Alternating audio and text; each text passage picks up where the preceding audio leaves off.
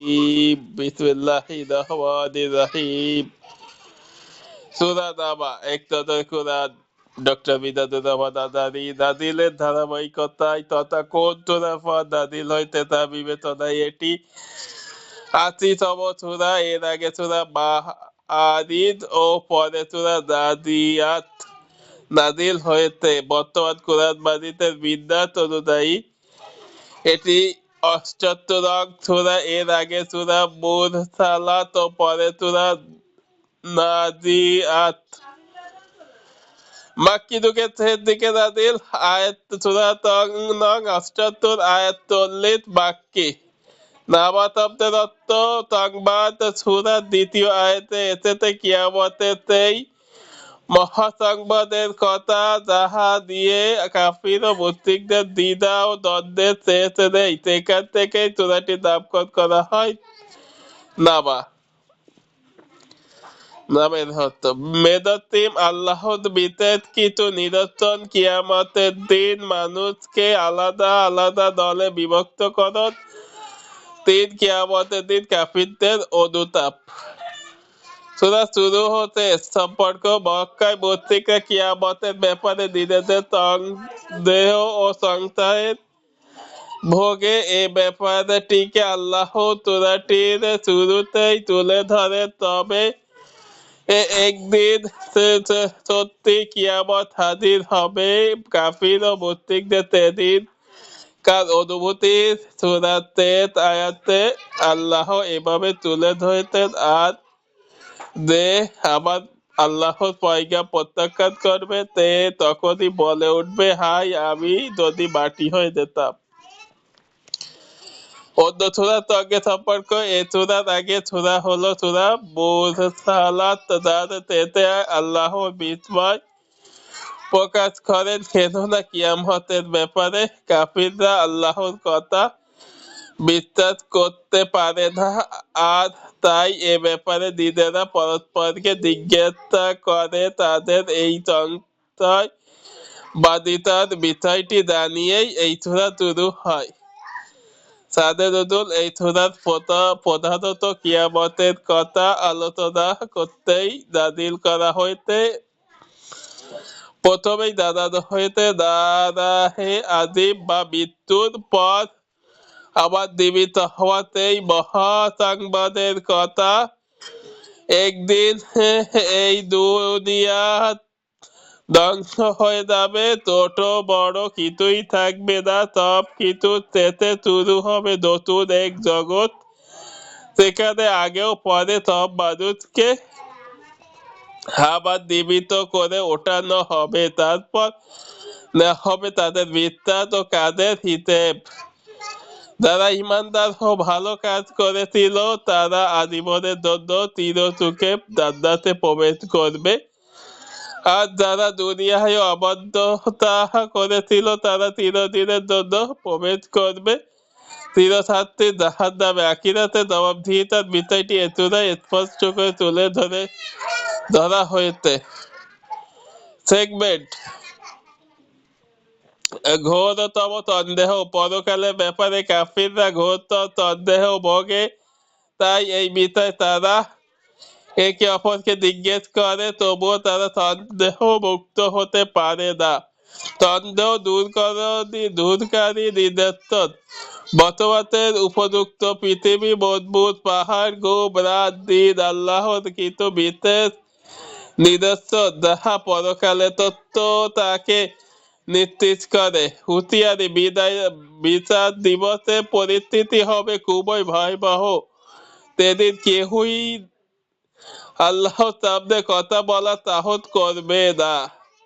ফজিলত যে সূরা নবীদের চুলে ফাঁক ধরিয়েছেন। একদিন আবু বকর রাদিয়াল্লাহু তাআলা আল্লাহর রাসূল সাল্লাল্লাহু আলাইহি ওয়াসাল্লামকে বললেন, আল্লাহর রাসূল আপনার তো চুল পেকে গিয়েছে। রাসূল সাল্লাল্লাহু আলাইহি ওয়াসাল্লাম বললেন, হুদ, ওয়াকিয়া, মুরসালাত, নাবা ও তাকবীর এই সূরাগুলো আমার চুল পাকিয়ে দিয়েছে। তিরমিজি ৩২-৯৭। নবী সাল্লাল্লাহু আলাইহি ওয়াসাল্লাম এর মাঝে মাঝে এক রাকাতে একই রকমের দুটি সূরা তিলাওয়াত করতেন। এরকম এক জোড়া সূরা হলো সূরা মুরসালাত ও সূরা নাবা, যাহা তিনি এক রাকাতে তিলাওয়াত করতেন। আবু দাউদ 1393।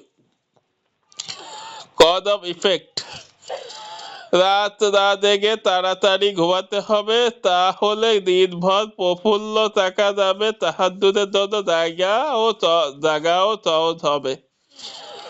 সেন্ট্রাল থিম, কিয়ামতের মহাতাকবাদ, গতিবাদ মহাতাকবাদের ব্যাপারে সংশয়, পরকালে মহাতাকবাদের ব্যাপারে মানুষ সংশয়ে ভোগে, তাই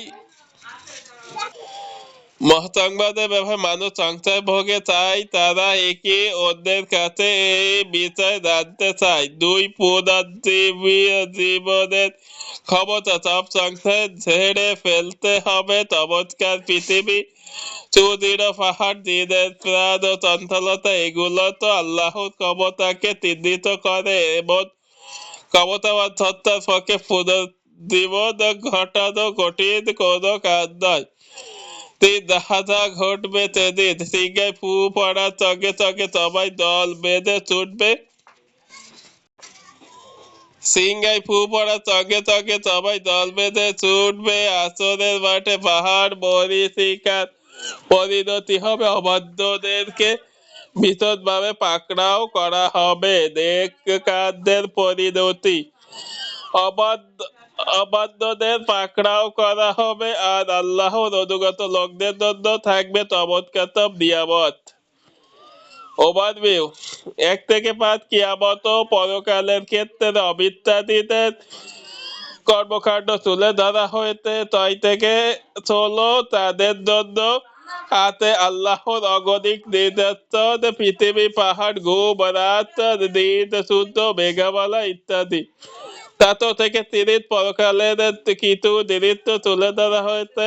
31 থেকে 40, অনুগত লোকদের জন্য আছে পুরস্কারের বার্তা।